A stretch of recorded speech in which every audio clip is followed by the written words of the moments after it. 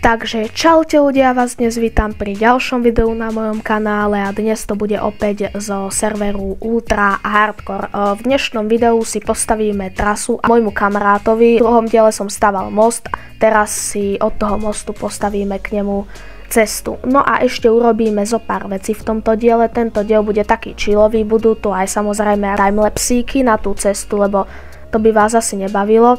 No ale ja už to nebudem obkecávať, zanechajte like a odber a my poďme na to. Ja si tu pekne prepnem do prvej osoby, no a my už sa môžeme vrhnúť na tú cestu. Tuto je ten most, čo som staval v druhej epizóde. Mne sa dosť páči, niečo z tutoriálu, niečo nie. No a on býva pri takej vode, alebo more je to, no a dnes si k nemu spoločne urobíme cestu.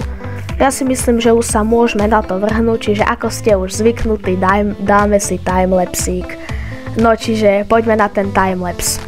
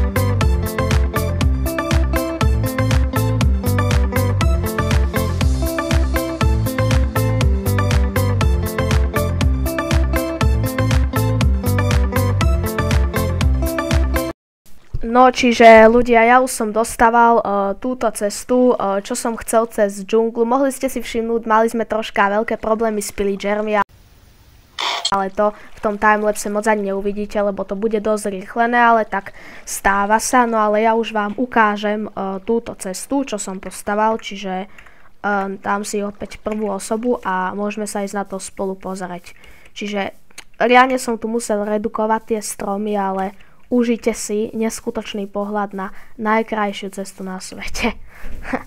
No, tak tuto som urobil takýto mostík, ale dosť dlho to za to trvalo. Tuto je to tiež cez džunglu, tuto to vedie sem, po týchto schodíkoch a už sme tu, sme u môjho kamaráta, ešte tu nemá dom ani nič, ale už tu má priestor, troška mu pomôžeme s touto trávou. Dáme mu ju preč. Dobre. Ešte. Troška mu ju odkopeme.